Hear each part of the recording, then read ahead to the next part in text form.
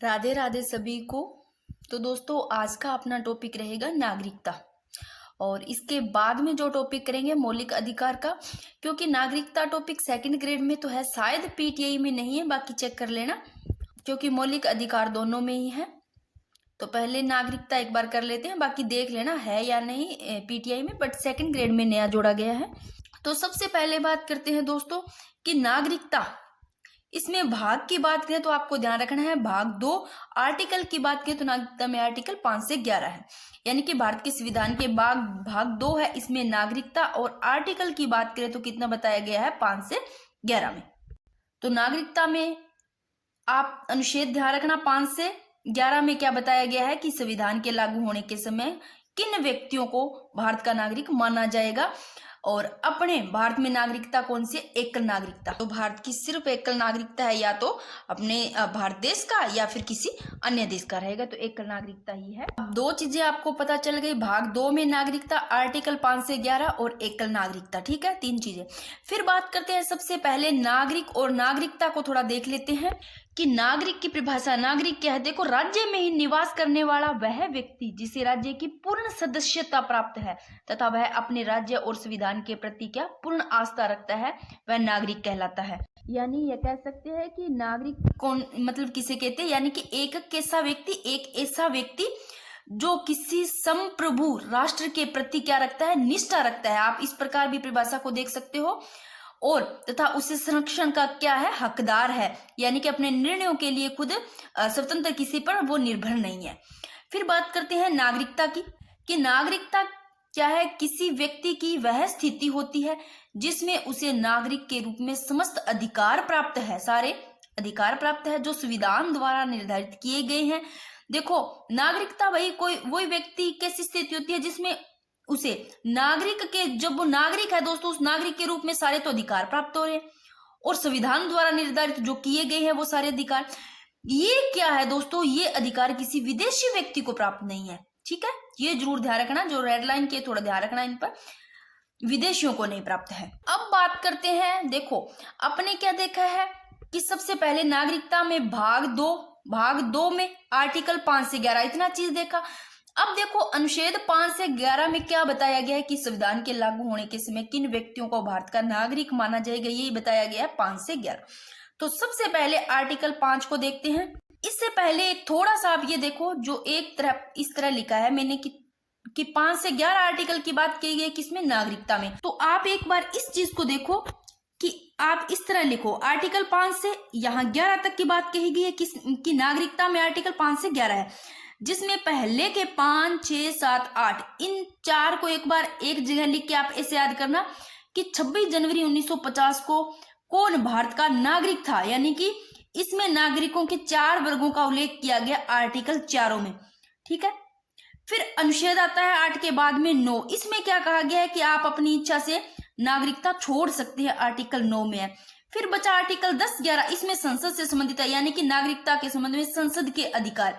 ये जब पढ़ेंगे तो आपको एक बार इतना ही ध्यान रखना है कि 10, 11 में संसद नाम ध्यान रखना है, नो नो नो छोड़ दो इस प्रकार, यानी कि आप अपनी इच्छा से नागरिकता छोड़ सकते हैं, यानी कि ये बात इसमें।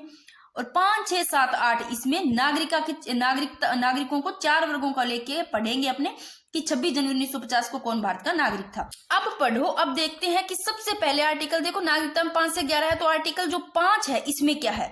आर्टिकल 5 के अनुच्छेद 5 के अनुसार प्रत्येक व्यक्ति जो संविधान के प्रारंभ के समय भारत के राज्य क्षेत्र में अधिवास करता है वह भारत का नागरिक होगा। अब अधिवास करता है मैंने यहाँ अंडरलाइन भी किया है, तो आर्टिकल 5 में यह अधिवास, यानी कि जिसके पास क्या हो, एक स्थायी क्या हो, आवास हो, यानी कि वो एक स्थायी आवास भी होना चाहिए और वो रहने के लिए इच्छुक भी, उसकी इच्छा भी होनी चाहिए।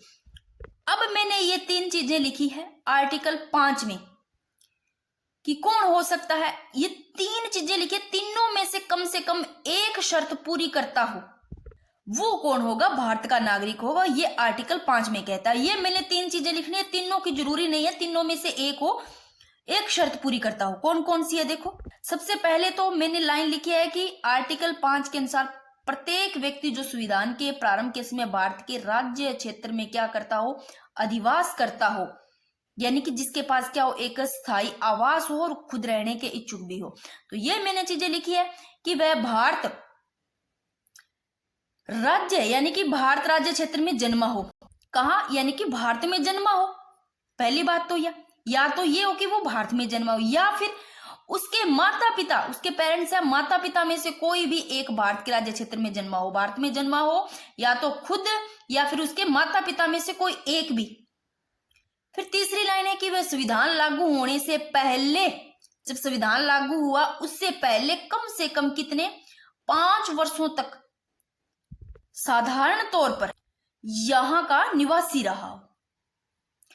यानी कि आर्टिकल 5 में क्या कहा है कि इन तीनों में से मान लो कोई एक भी शर्त पूरी करता है तो वो भारत का नागरिक होगा। आर्टिकल 5 में कहता है या तो वो खुद भारत में जन्मा हो, या फिर उनके माता पिता में से कोई भी एक भारत में जन्मा हो, या फिर वो संविधान लागू होने से पहले कम से कम कितने 5 वर्षों तक साधारण तौर पर वहां का क्या रहा हो, निवासी रहा हो, तो वो भारत का नागरिक। ये कहा गया आर्टिकल 5 में भारत का नागरिक हो सकता है। फिर अनुच्छेद 5 के बाद में आता है 6, यानी कि नागरिकता में बात करें तो भाग 2 में आर्टिकल 5 से 11 की बात कही गई है। आर्टिकल 5 पढ़ लिया, आर्टिकल 6 पढ़ते हैं। 5 अधिवास से याद करना, 6 आर्टिकल 6 और 7 को आप साथ साथ एक बार देखो, तब आपको पता चल जाएगा, या दोनों साथ में पढ़ोगे तो याद हो जाएगा। कि मैंने यहाँ पर लिखा है आर्टिकल 5 में तो अधिवास द्वारा नागरिकता मिले, वो नागरिक हो सकता है। आर्टिकल 6-7 में क्या है, देखो आर्टिकल 6 में तो है पाकिस्तान से प्रव्रजन करके आए व्यक्तियों की नागरिकता। प्रव्रजन यानी कि पलायन, कहां से, पाकिस्तान करके आए, जो भारत में आए। मैं यहां लिख देती हूं लाइन, यानी कि पाकिस्तान से, सॉरी ऐसे कर लेना, पाकिस्तान से भारत, कि पाकिस्तान से कहाँ आए, भारत। फिर साथ में है कि मान लो वो गलती से कहाँ चले गए, पाकिस्तान में चले गए गलती से, बट वो वापस क्या जाते हैं, भारत। तो दोनों को एक साथ ध्यान रख लेना कि 6 में तो है पाकिस्तान से पलायन करके, पाकिस्तान से प्रव्रजन करके आए व्यक्तियों की नागरिकता, और साथ में पाकिस्तान को प्रव्रजन करने वाले लोगों की नागरिकता। गलती से कहाँ चला गया, पाकिस्तान चला गया, पर वापिस आ रहे हैं। ये लाइन साथ में मैंने यहाँ भी लिख दी है। अगर ये चीज नहीं समझ आती है कि पाकिस्तान को प्रजनन करने वाले लोग, तो ये देखो भारत से पाकिस्तान प्रजनन करने वाले व्यक्ति जो भारत में पुनः क्या आ रहे हैं, भारत लौट आए, उनसे संबंधित अधिकार साथ में है। तीनों के तीनों आप एक साथ ध्यान रख लोगे। चलो अब चलते हैं इस पेज पे 5 पे। ये चीजें पढ़ी कि इन तीनों में से अगर एक शर्त पूरी करता है तो वो भारत का नागरिक होगा, अनुच्छेद 5 कहता है। अनुच्छेद 6 क्या कहता है कि पाकिस्तान से प्रजनन करके आए व्यक्तियों की नागरिकता, यानी कि पाकिस्तान से भारत आए लोग, जो देखो ये 2 डेट आपको ध्यान रखनी है। डेट तो एक ही है पर शब्द ध्यान रखना है, पहले और बाद। यानी कि 19 जुलाई 1948 से पहले भारत आ गए थे जो लोग, क्या है जो डेट है 19 जुलाई 1948, इससे मान लो पहले भारत आ गए थे लोग, या फिर 19 जुलाई 1948 के बाद भारत आए लोग। क्योंकि ये पलायन तो 1 साल तक चलता रहा था दोस्तों, बहुत सारे लोग पाकिस्तान से भारत आ रहे थे, भारत से पाकिस्तान जा रहे थे। तो इस अनुच्छेद 6 में है या तो 19 जुलाई 1948 से पहले भारत आए, या फिर 19 जुलाई 1948 के बाद भारत आए। इसमें भी अब आपको एक चीज ध्यान रखोगे कि देखो पहले आ गए वो तो ठीक है, 19 जुलाई 1948 से पहले आ गए। अगर 19 जुलाई 1948 के बाद भारत आए है, हाँ उनको नागरिकता दे दी जाती है, बट एक चीज आपको ध्यान रखना, मैंने आगे लिखी है। जब आप यहाँ पढ़ोगे कि 19 जुलाई 1948 के किसकी बात हो रही है, बाद भारत आने वाले व्यक्तियों पर लागू होते हैं, अर्थात ऐसे व्यक्ति जो किसके द्वारा पंजीकरण के लिए आवेदन करना होगा, उनको पंजीकरण के द्वारा आवेदन कर सकते हैं वो, जो कम से कम 6 महीने तक भारत में रहने के बाद ही किया जा सकेगा। उनको भी नागरिकता दी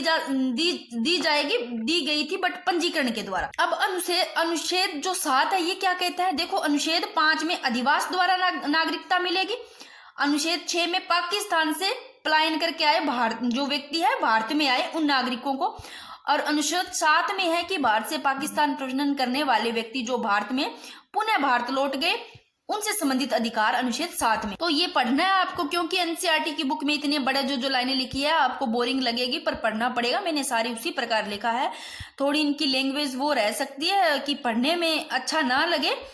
कि इसमें अनुच्छेद 7 में प्रावधान है कि जिस व्यक्ति ने मार्च 1947 के बाद, अनुच्छेद 7 की बात कर रहे हैं, कि जिस व्यक्ति ने मार्च 1947 के बाद भारत से पाकिस्तान के लिए प्रजनन कर लिया है, वो भारत का नागरिक नहीं समझा जाएगा।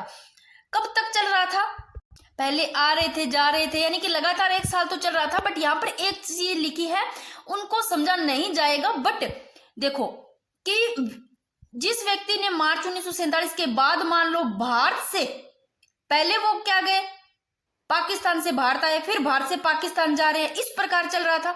तो मार्च 1947 के बाद भारत से पाकिस्तान के लिए प्रजनन कर लिया हुआ भारत का नागरिक नहीं समझा जाएगा। लेकिन किंतु वह स्थायी रूप से भारत लौटने के लिए, यानी कि अगर वो स्थायी रूप से भारत लौटने के लिए अनुमति लेकर वापस आ गया है, उसकी नागरिकता के संबंध में वही नियम लागू होंगे जो आर्टिकल अपने 6 पढ़ा था।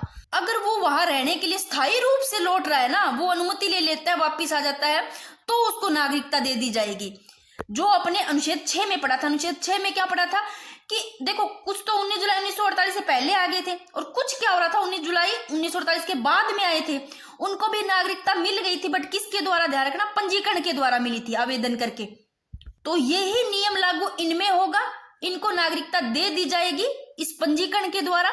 बट अगर वो स्थायी रूप से लौटते हैं तो स्थायी रूप से रहने के लिए परमिशन लेकर के आते हैं। ये देखो आर्टिकल 6 में पढ़ा कि 19 जुलाई 1948 के बाद भारत आने वाले व्यक्तियों पर लागू होते हैं, अर्थात ऐसे व्यक्ति को पंजीकरण के लिए आवेदन करना होगा जो कम से कम 6 महीने तक भारत में रहने के बाद किया जा सकता। 6 महीने तक कम से कम भारत में रहेंगे, रहने के बाद में ये पंजीकरण के द्वारा इनको नागरिकता मिल जाएगी। ये चीजें समझ में आ गई। फिर अनुच्छेद 8 में क्या है, अनुच्छेद 8 में है भारत से बाहर रहने वाले व्यक्तियों, बाहर से जो बाहर रहने वाले भारतीय है वो मूल के व्यक्तियों की नागरिकता है। कई बाहर रह रहे हैं बट वो मूल के है, मूल व्यक्ति, यानी कि समझ रहे हो, यानी कि उन लोगों को अपनी नागरिकता के लिए क्या प्रूफ देना पड़ेगा। कैसे, इस प्रकार प्रूफ देना पड़ेगा कि मैं भारत से आया हूं। क्योंकि बहुत सारे लोग तो दोस्तों ऐसे भी थे जब भारत का विभाजन नहीं हुआ था ना, तब वो बाहर चले गए, जो मान लो जैसे यूएसए में चले गए थे, ब्रिटेन में चले गए थे। जब भारत क्या था, अविभाजन, यानी कि जब विभाजन नहीं हुआ था, बंटवारा नहीं हुआ था, तब वह चले गए थे वहां से बाहर। कि जब भारत का विभाजन नहीं हुआ उस समय मान लो वो यूएसए में चले गए, ठीक है, और वहां उस कंट्री में रह रहे हो, तो वो आर्टिकल 8 में कि भारत से बाहर रहने वाले भारतीय मूल के व्यक्तियों की नागरिकता, जो मूल के तो थे भारत में, यानी कि उनको क्या तो प्रूफ देना पड़ेगा कि हम भारतीय थे, बट वो चले गए थे उस समय जब भारत का विभाजन नहीं हुआ। आर्टिकल 8 में ये देखो मैंने यहाँ पर कुछ चीजें लिखी है, आप इनको एक बार देख लो तो आपको अच्छे से समझ में आ जाएगा कि भारत से बाहर रहने वाले भारतीय मूल के व्यक्तियों की नागरिकता, यानी कि जब भारत का विभाजन नहीं हुआ था उस समय वो अलग कंट्री में चले गए थे, वहां बस रहे हैं उनका, बट उनको प्रूफ देना पड़ेगा कि हम भारतीय हैं। तो इसमें क्या उन व्यक्तियों की नागरिकता का उपबंध है जो संविधान के लागू होने के समय भारत के निवासी नहीं थे। जब संविधान लागू हो उस समय भारत के निवासी नहीं थे, बट वो क्या थे, भारतीय मूल के थे भाई। अब विदेश में रहने वालों को भी इसमें आर्टिकल 8 में नागरिकता दी जाएगी, बट कुछ शर्तें हैं, ये शर्तें आपको देखनी है। 8 में दी जाएगी बाहर रहने वालों को विदेश में, बट कुछ शर्तों के अकॉर्डिंग ये शर्तें आपको ध्यान रखनी है। क्या है, आप ध्यान रखना इनमें जो शर्तें हैं। एक तो देखो, इसके अनुसार जिस व्यक्ति का खुद का या जन्म या उनके कोई माता पिता है, या तो व्यक्ति का जन्म या उनके माता पिता का जन्म या फिर दादा दादी का जन्म या फिर नाना नानी, इनमें से किसी का जन्म कौन से भारत शासन अधिनियम 1935 द्वारा परिभाषित भारत में हुआ था। आपको ध्यान रखना ये शर्तें हैं। देखो बाहर रह रहे हैं विदेश में, यानी कि जब जिस समय भारत का विभाजन नहीं हुआ था उस समय वो चले गए थे बेचारे, बट वो भारत के मूल निवासी है, तो उनको ये प्रूफ देना पड़ेगा। या फिर ये आप देखो कि मैंने ये लिखे हैं कैसे उनको दी जाएगी नागरिकता, कि वो या तो क्या है खुद का जन्म हुआ व्यक्ति का, या उनके माता पिता का, या दादा दादी या नाना नानी, इनमें से किसी का भी जन्म भारत शासन अधिनियम, ध्यान रखना 1935, इसके द्वारा परिभाषित भारत में हुआ, और वर्तमान में वह व्यक्ति साधारण तौर पर किसी अन्य देश में रह रहा है, यानी कि उस समय चले गए थे जब भारत का विभाजन नहीं हुआ था, वर्तमान में वो कहाँ रह रहे हैं, अन्य देश में रह रहे हैं, वहां भारत का नागरिक समझा जाएगा, वह उस व्यक्ति को भी भारत का नागरिक समझा जाएगा यदि वह अपने निवास के देश में भारत के राजनयिक परिषद के प्रतिनिधि के समक्ष नागरिकता संबंधी आवेदन प्रस्तुत करता है, यानी कि पंजीकरण, आवेदन देकर पंजीकरण के थ्रू उनको समझा जाएगा, और उसके आवेदन पर उसकी नागरिकता का पंजीकरण स्वीकार कर लिया जाएगा। तो आप इसको ध्यान रख लेना, 8 में पंजीकरण के द्वारा एक बार फिर से देखो, अनुच्छेद 5 में अधिवास द्वारा नागरिकता, मैंने 3 चीजें बताई, 3 शर्तें बताई, उनमें से अगर एक भी है तो उसको भारत की नागरिकता मिल जाती है। और अनुच्छेद 6 में पाकिस्तान से प्रव्रजन करके आए व्यक्ति जो कि भारत में आए हैं पाकिस्तान से। अनुच्छेद 7 में पाकिस्तान को प्रव्रजन करने वाले लोगों की नागरिकता, यानी कि भारत से पाकिस्तान प्रव्रजन करने वाले व्यक्ति जो भारत में आए, यानी कि पुनः भारत लौट आए हैं, पाकिस्तान चले गए थे, वापस भारत आ गए हैं। और अनुच्छेद 8 में क्या है कि भारत से बाहर रहने वाले जो भारतीय है मूल के व्यक्तियों की नागरिकता 8 में है। अब कुछ चीजें आपको ये ध्यान रखनी है, क्योंकि यहाँ पर आरपीएससी सेकंड ग्रेड में क्वेश्चन बना हुआ है, आपको ये आर्टिकल ध्यान रखने हैं। कैसे ध्यान रखने हैं कि अपने नागरिकता पढ़ रहे हैं, जिसमें कि भाग 2 में है नागरिकता, कि भाग 2 में नागरिकता से संबंधित आर्टिकल 5 से 11 ध्यान रखना है। भाग 2 आर्टिकल 5 से 11 ये पढ़ा। अब मैंने एक लाइन लिखी है, किसी संप्रभु राष्ट्र में राज्य की ओर से अपने नागरिकों को ऐसे अधिकार प्रदान किए जाते हैं जो देखो विदेशियों को प्रदान नहीं किए गए हैं, सिर्फ भारतीयों को।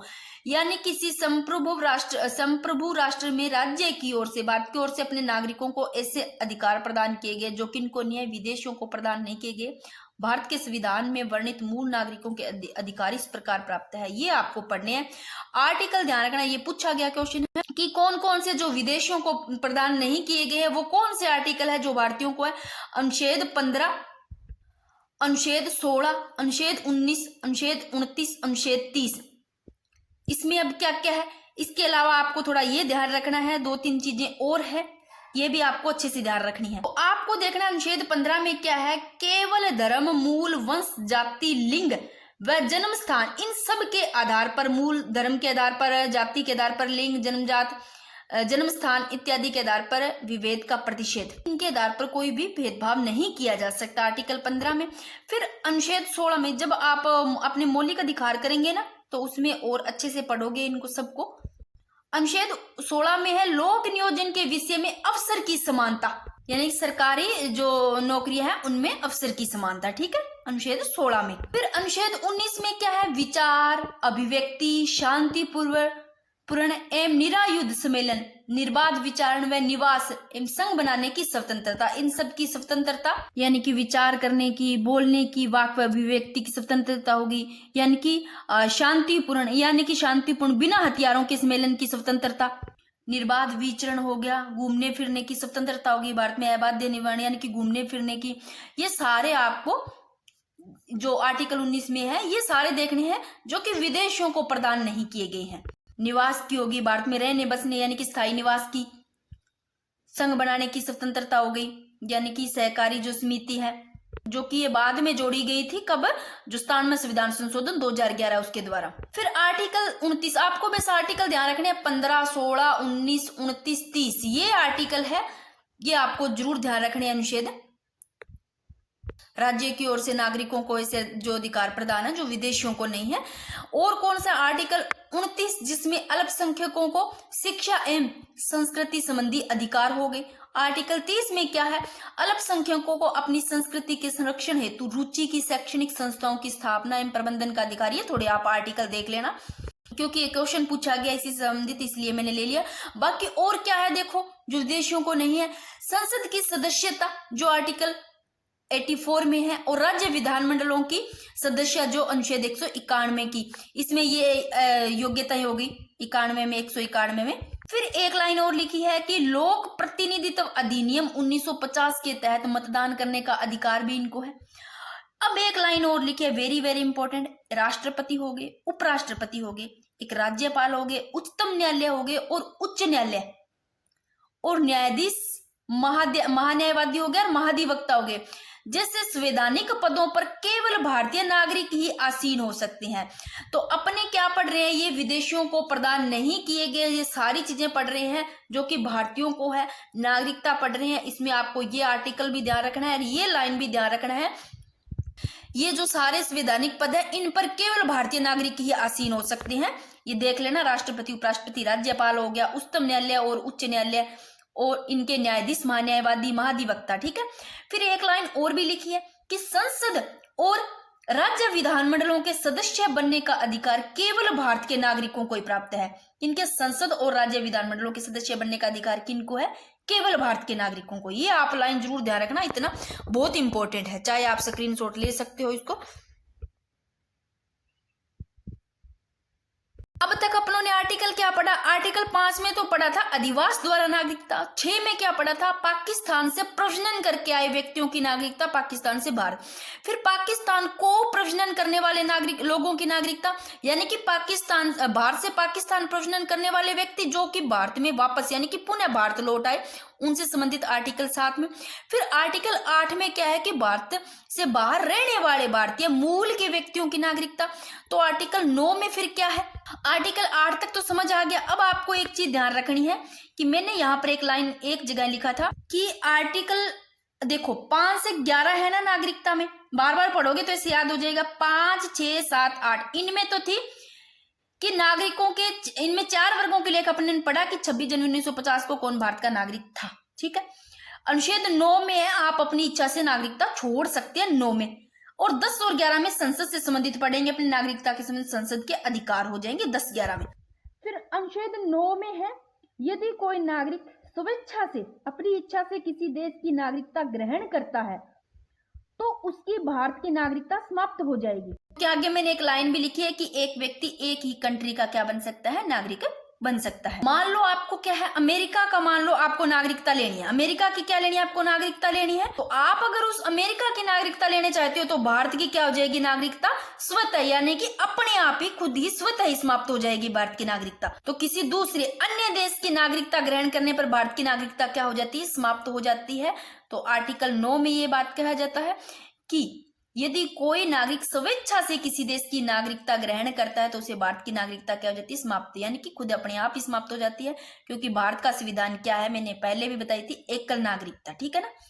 तो विदेशी नागरिकता लेने पर भारत की नागरिकता समाप्त। आर्टिकल 9 ध्यान रख लोगे। आर्टिकल 5 में अधिवास द्वारा नागरिकता, ये रहा। फिर एक बार वापस ले जाती हूँ ताकि बार बार पढ़ोगे तो याद हो जाएगा क्लास में। ये देखो अपने ने पढ़ा, आर्टिकल क्लास में याद भी हो जाएगा। अनुच्छेद 5 में पढ़ा कि इन तीनों में से कम एक शर्त पूरी करता हो, जो कौन? वह भारत का राज्य क्षेत्र में जन्मा, यानी कि वह भारत में जन्मा हो या तो खुद या माता पिता में से कोई एक भारत में जन्मा हो, या फिर संविधान लागू होने से पहले कम से कम कितने 5 वर्षों तक साधारण तौर पर वहां का निवासी रहा हो। पांचों में से कोई जरूरी नहीं, इन तीनों में से कोई जरूरी नहीं है कि तीनों की तीनों एक ही हो जाए, तो वह भारत का नागरिक होगा। आप पढ़ा। फिर 6 में पढ़ लिया कि 19 जुलाई 1948 से पहले भारत आए थे या फिर बाद में भी आए, उनको भी पंजीकरण के द्वारा भारत की नागरिकता दी जाएगी। पहले आए उनको तो दी जाएगी, बाद में अगर आते हैं 19 जुलाई 1948 के बाद में फिर भी उनको नागरिकता दे दी जाएगी, बट पंजीकरण के द्वारा, ठीक है।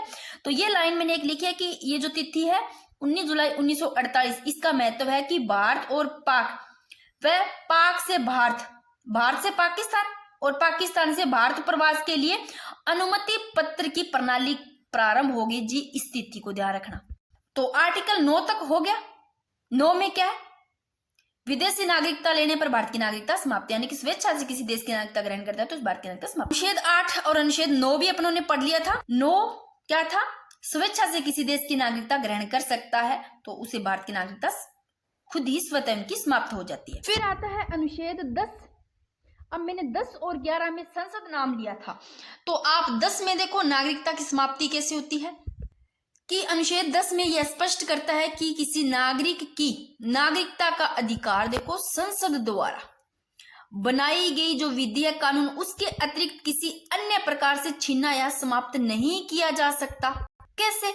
यानी कि नागरिकता का बना रहना जब तक कोई वो अन्यथा कार्य नहीं कर लेता, यानी कि नागरिकता जो आर्टिकल 10 है इसमें किसी नागरिक की नागरिकता का अधिकार संसद द्वारा बनाई गई जो विधि है उसके अतिरिक्त अन्य कोई किसी अन्य प्रकार से छीना समाप्त नहीं किया जा सकता।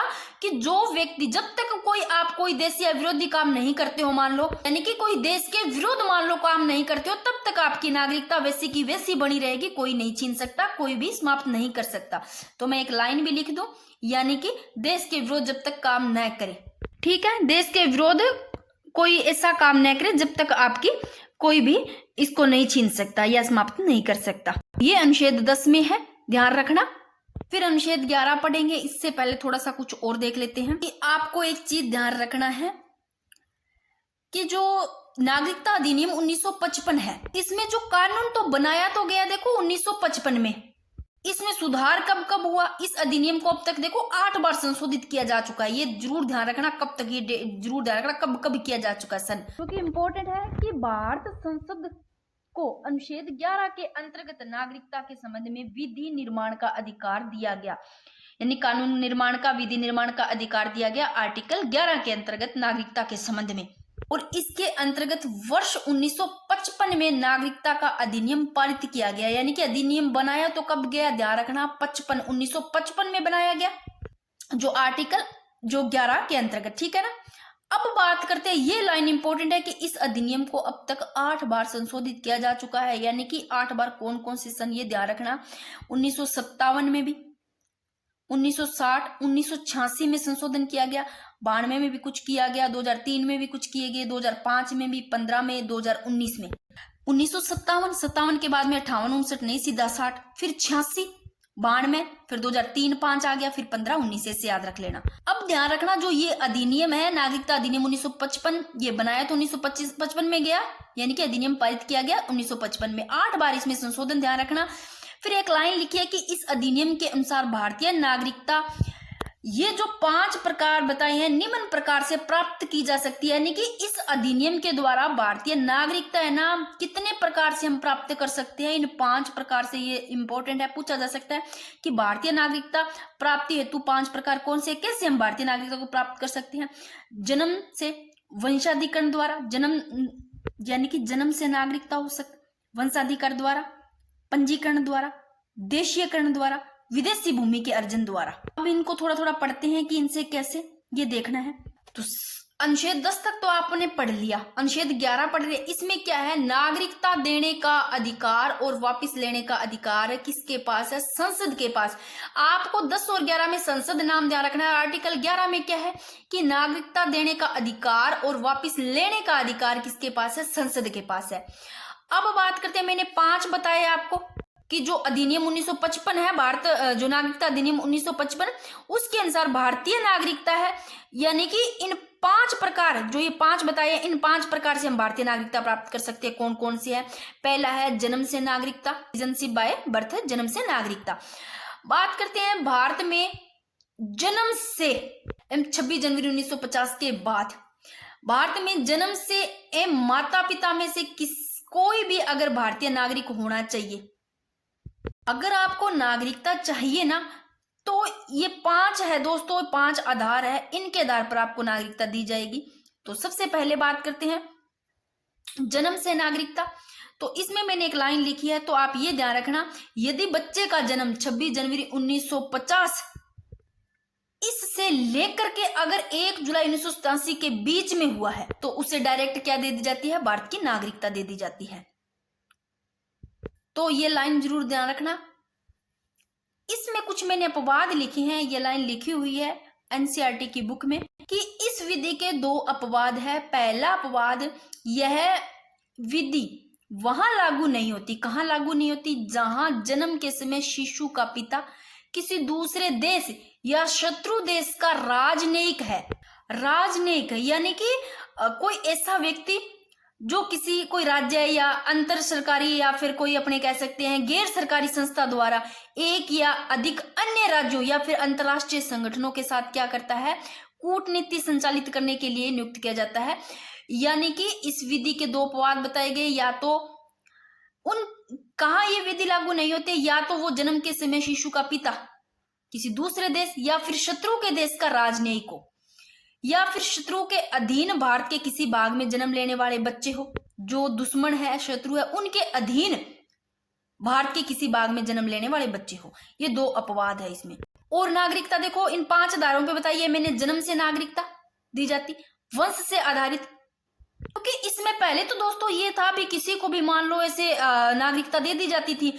जो फिर एक जो नियम बनाया गया था ना 1986, उस नियम जो 1986 में नियम बनाया गया, उसमें यानी कि कहा गया या कि दोनों जैसे माता पिता, उनमें से मान लो एक भी बच्चे को जन्म लिया, उनके माता पिता में से मान लो एक भी कोई भारतीय होना हो, एक भी भारतीय हो। और 2003 में कौन सा ध्यान था, ये भी ध्यान रखना, 2003 में ये नियम था कि माता पिता मान लो माँ बाप है ना, उन दोनों में से एक भारतीय नागरिक तो होना चाहिए। 2003 का ध्यान रखना कि माँ और बाप में से एक मान लो भारतीय नागरिक है, भारतीय नागरिक होना चाहिए, बट दोनों की जो नागरिकता है ना वो वैलिड होनी चाहिए, यानी कि धोखे से ना हो कि हमने धोखे से ले ली, तो वैलिड होनी चाहिए। देखो आगे, वंश से नागरिकता कैसे?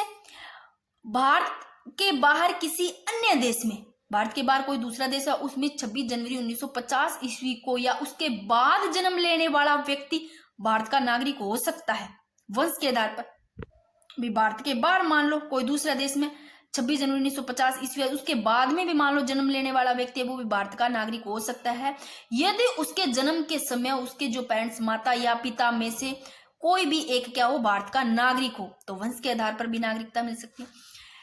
माता की नागरिकता के आधार पर विदेश में जन्मे व्यक्ति को नागरिकता प्रदान करने का प्रावधान नागरिकता संशोधन अधिनियम, जरूर ध्यान रखना, 1992 द्वारा किया गया कि माता की नागरिकता के आधार पर विदेश में जो जन्मे व्यक्ति है उसको नागरिकता प्रदान करने का प्रावधान कौन से संशोधन अधिनियम, संविधान संशोधन अधिनियम द्वारा किया गया, 1992। फिर एक लाइन लिखी है मैंने, इंपॉर्टेंट है कि 3 दिसंबर 2004 के बाद भारत से बाहर जन्मा कोई व्यक्ति वंश के आधार पर भारत का नागरिक नहीं हो सकता। क्यों नहीं हो सकता भाई? 3 दिसंबर 2004 के बाद भारत से बाहर मान लो जन्मा है कोई व्यक्ति, वो वंश के आधार पर भारत का नागरिक नहीं हो सकता।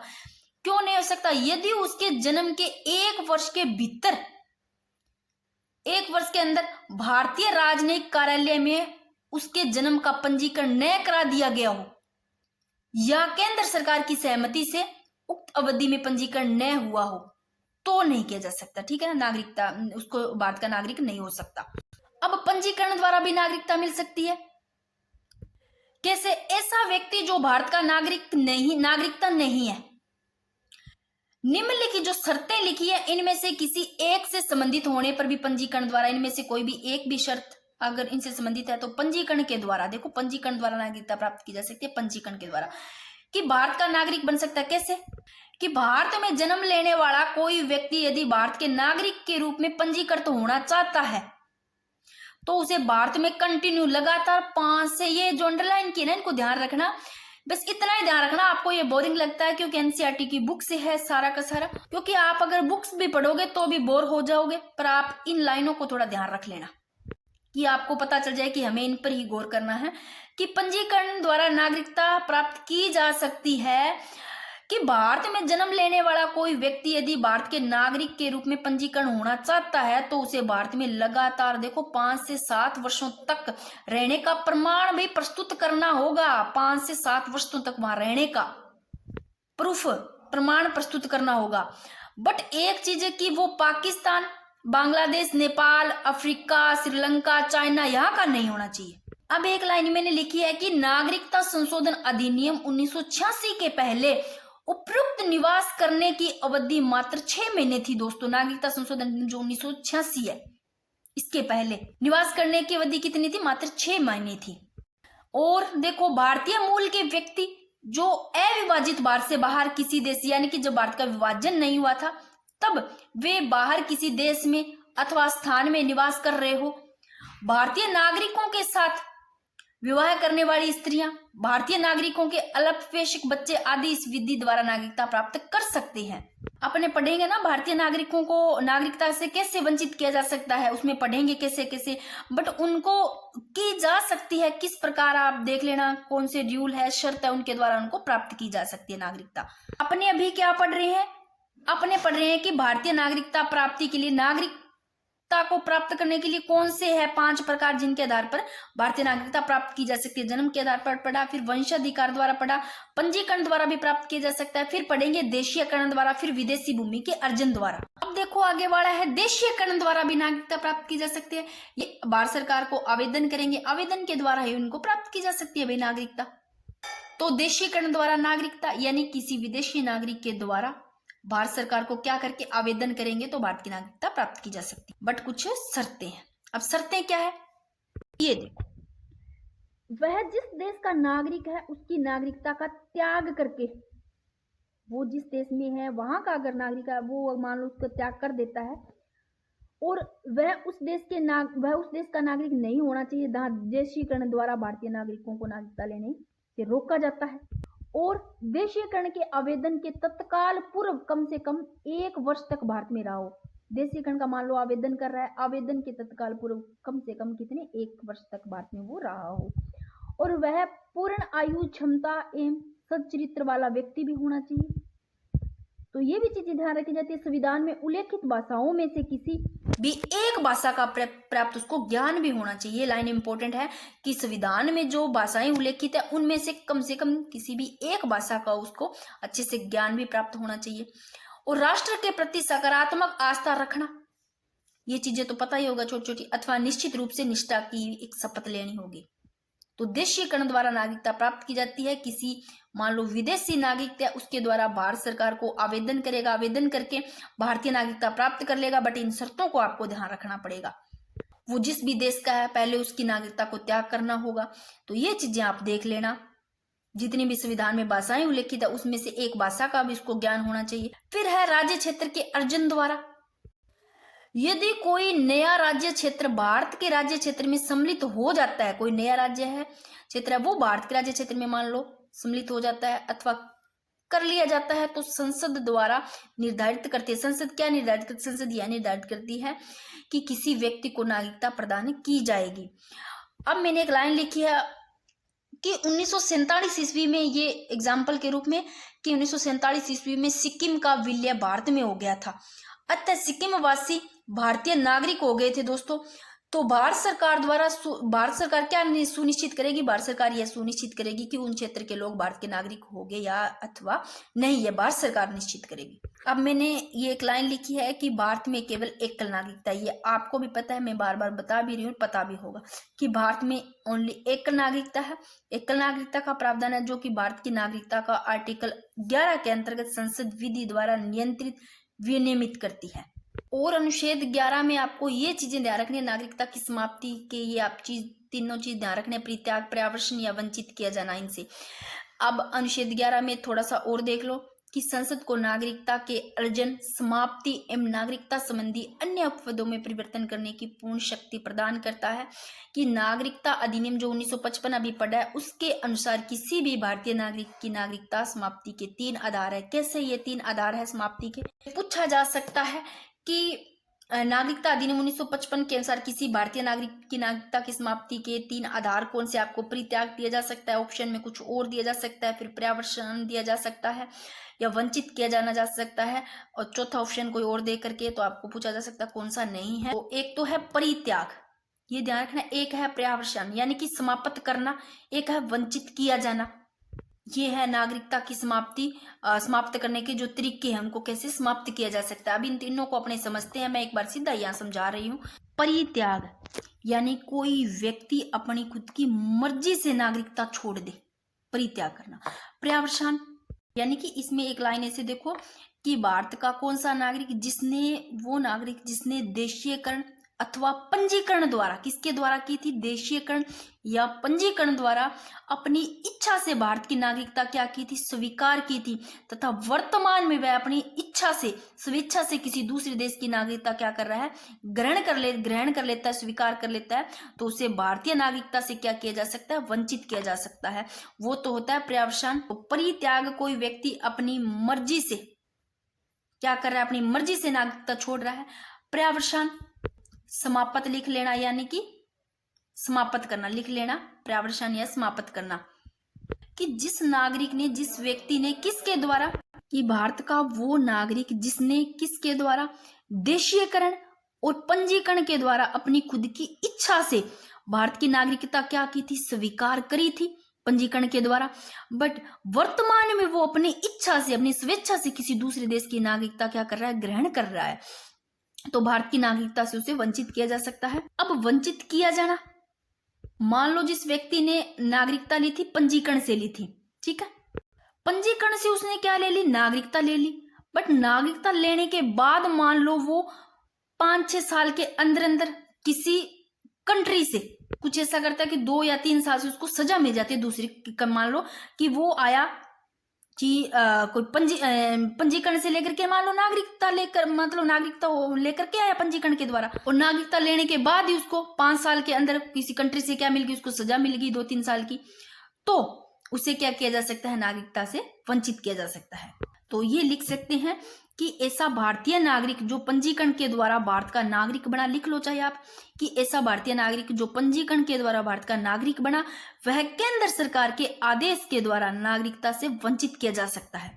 और एक चीज ध्यान रखना, मान लो कोई व्यक्ति है, मान लो वो यदि जन्म से ही क्या है, भारत का नागरिक है, तो उसे सामान्य परिस्थितियों में नागरिकता से वंचित नहीं किया जा सकता। अब ये कुछ चीजें लिखी है मैंने कि ये जो नीचे लिख रखा है मैंने कि इन आधार पर व्यक्तियों को भारतीय नागरिकता से वंचित किया जा सकता है, या वो संविधान के प्रति निष्ठा न रखे अथवा संविधान में आस्था न रखता है, क्योंकि ये चीज मैंने पहले ही बताई थी कि ये सब जरूरी है कि भारत के प्रति निष्ठा नहीं रखता है, संविधान में आस्था नहीं रखता है, तो उसको भारतीय नागरिकता से वंचित किया जा सकता है।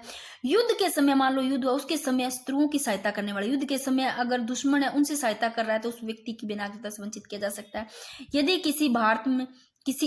किसी व्यक्ति ने कपटपूर्वक या फिर गैर विधि द्वारा भारतीय नागरिकता अर्जित की है, कपटपूर्वक अगर भारतीय नागरिकता अर्जित की है तो भी उसको मान लो धोखे से कर ली है तो भारतीय नागरिकता से वंचित किया जा सकता है।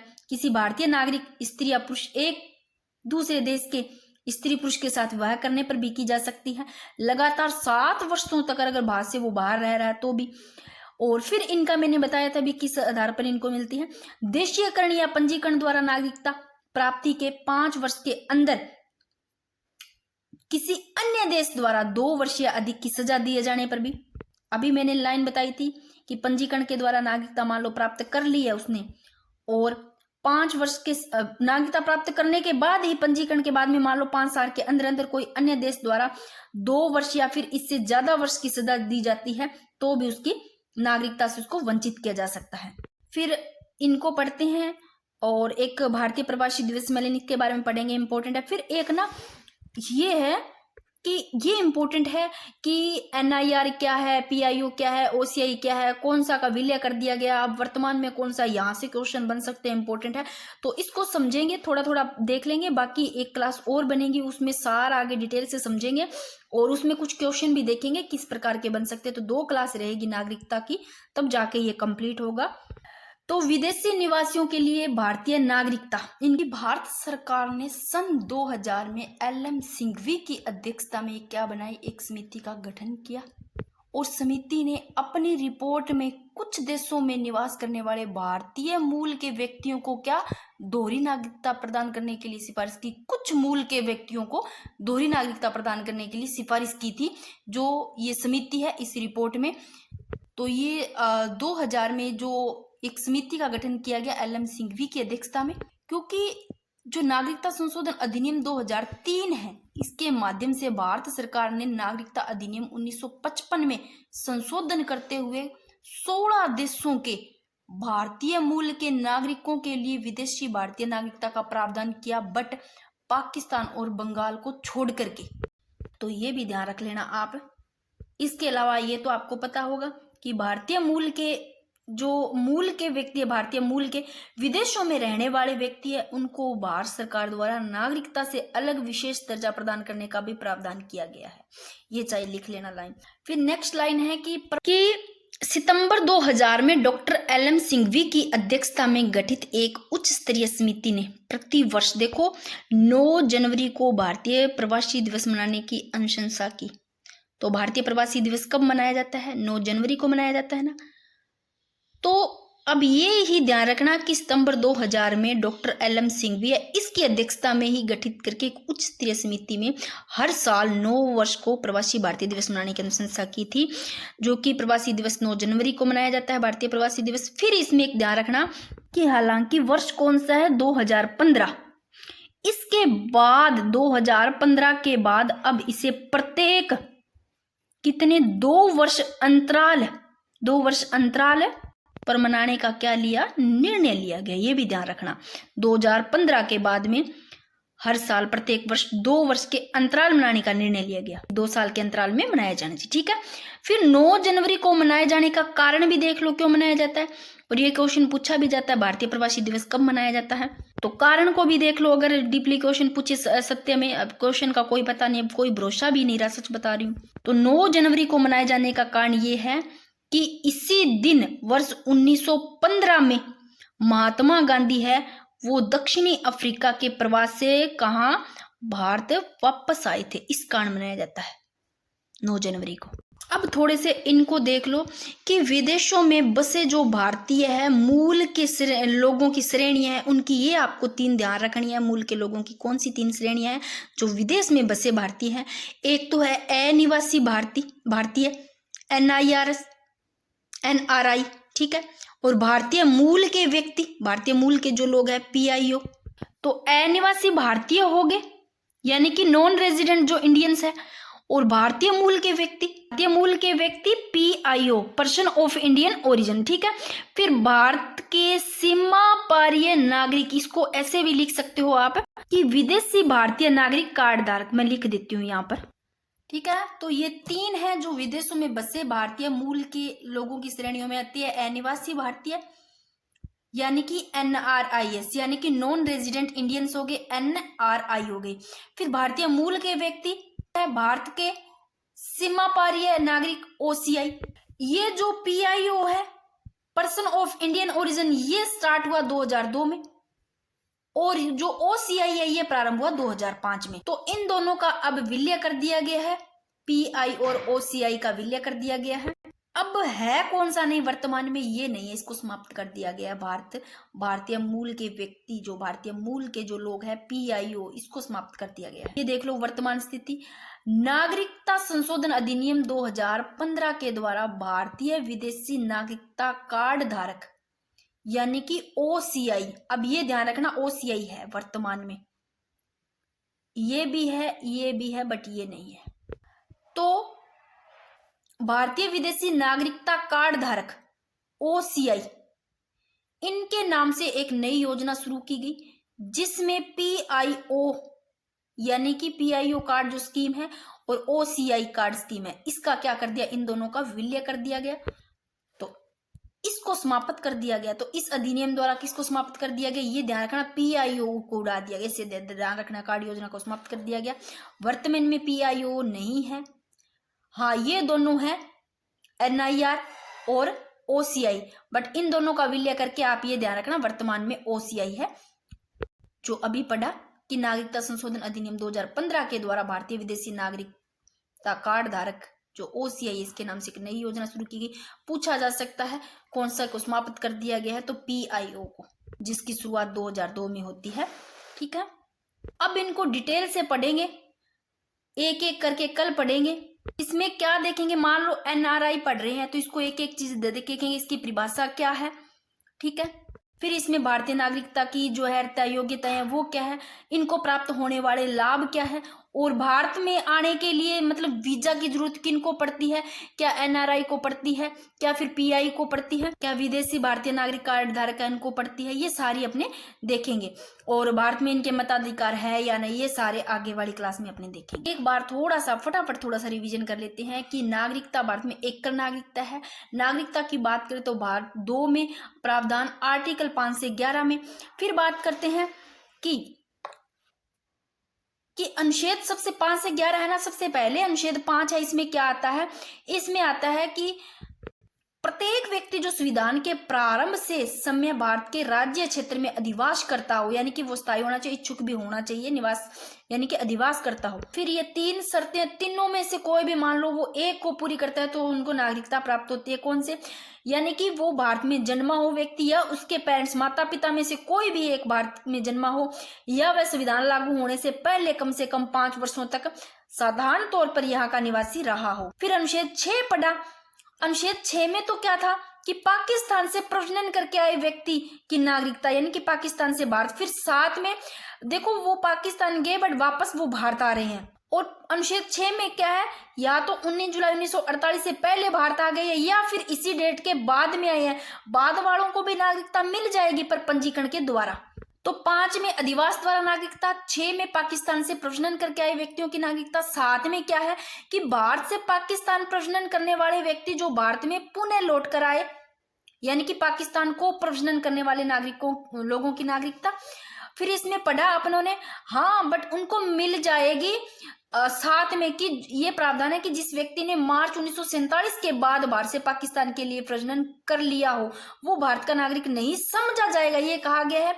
बट कैसे समझा जाएगा? यदि वो स्थायी रूप से लौट रहा है, मतलब स्थायी रूप से वो रहने के लिए आ रहा है, स्थायी रूप से भारत लौटने के लिए क्या अनुमति लेकर वापस आ रहा है, उसे नागरिकता के संबंध में वही नियम लागू होंगे जो अपने 6 में पढ़े। 6 में क्या था कि 19 जुलाई 1948 के बाद, देखो पहले तो आ रहा है उनको तो नागरिकता मिल रही है 19 जुलाई 1948, और बाद में अगर आ रहे हैं 19 जुलाई 1948 के बाद में उनको भी नागरिकता दी जाएगी, बट पंजीकरण के लिए उनको आवेदन करना होगा और जो कम से कम 6 माह तक भारत में रहने के बाद किया जाएगा, तो ये इसमें लागू होगा, साथ में मिल जाएगी उनको भी।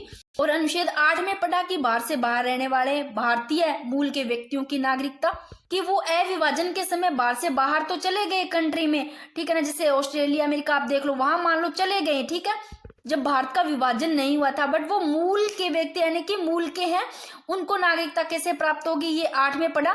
ये अपनों ने ये पढ़ा था इनमें कि 8 में उन व्यक्तियों की नागरिकता का वो बंद है जो संविधान के लागू होने के समय भारत के निवासी नहीं थे, संविधान लागू होने के समय नहीं थे, बट वो क्या है, भारतीय मूल के हैं, तो उनको अगर वो व्यक्ति का जन्म हुआ है किस इसके आधार, मान लो अगर कोई व्यक्ति का मान लो जन्म हुआ है या उसके माता पिता दादा दादी या नाना नानी उनमें से किसी का भी जन्म भारत शासन अधिनियम 1935 द्वारा परिभाषित भारत में हुआ है और वर्तमान में वह व्यक्ति साधारण तौर पर किसी अन्य देश में मान लो रह रहा है, तो वह भारत का नागरिक समझा जाएगा यदि वह अपने निवास के देश में भारत के राजनयिक परिषद के प्रतिनिधि के समक्ष नागरिकता संबंधी क्या करता है, आवेदन प्रस्तुत करता है और उसके आवेदन पर उसकी नागरिकता का पंजीकरण स्वीकार कर लिया जाता है, मतलब आवेदन के द्वारा उनको भी मिल जाएगी नागरिकता। फिर आपको ये चीज ध्यान रखना है कि जो नागरिकता अधिनियम 1955 है, ये देखो पारित कानून बना 1955 में, बट 8 बार संशोधन का ध्यान रखना, कब कब किया गया, 1957, 1960, फिर 86 में, 92, 1992, फिर 2003, 5 में, 15, 19 में, ये ध्यान रख लेना। फिर मैंने बताया कि भारतीय नागरिकता प्राप्त करने के लिए 5 प्रकार ध्यान रखने हैं। जन्म के आधार पर, वंशाधिकार, पंजीकरण और देशीयकरण, विदेशी भूमि अर्जन के द्वारा नागरिकता प्राप्त की जा सकती है। और क्या पढ़ा अपनों ने, अनुच्छेद 9 में था कि स्वेच्छा से किसी देश की नागरिकता ग्रहण करता है तो उसे भारत की नागरिकता, यानी कोई व्यक्ति मान लो कोई नागरिक है वो अपनी इच्छा से किसी अन्य देश की मान लो नागरिकता ग्रहण करता है तो भारत की उसकी नागरिकता स्वतः ही समाप्त हो जाती है, क्योंकि दोनों देशों की नहीं हो सकता, क्योंकि भारत का जो संविधान है वो एकल नागरिक है दोस्तों। फिर 10 में पढ़ा नागरिकता की समाप्ति, कि अनुच्छेद 10 क्या स्पष्ट करता है कि किसी नागरिकता का अधिकार संसद द्वारा बनाई गई विधि के अतिरिक्त किसी अन्य प्रकार से छीना या समाप्त नहीं किया जा सकता है। कब तक? तब तक वो देश के विरुद्ध कोई कार्य नहीं करता है, कोई ऐसा काम नहीं करता है जो कि देश के विरुद्ध हो। फिर अनुच्छेद 11 भी पढ़ी अपनों ने, ठीक है। अनुच्छेद 11 में था यानी कि 5 प्रकार से इनको नागरिकता प्राप्त की जा सकती है। जन्म से नागरिकता, वंश से नागरिकता, पंजीकरण द्वारा नागरिकता और देशीकरण द्वारा, विदेशी भूमि के अर्जन द्वारा। तो नागरिकता 11 में क्या है, नागरिकता देने का अधिकार और वापस लेने का अधिकार संसद के पास है। तो 10-11 में संसद नाम ध्यान रख लेना। अब नागरिकता की समाप्ति, परित्याग, पर्यावसन, वंचित किया जाना, ये तीनों शब्द आप ध्यान रखना, इनके द्वारा नागरिकता की समाप्ति है वो 3 आधार पर प्राप्त की जा सकती है। अब कल अपने ये पढ़ेंगे दोस्तों।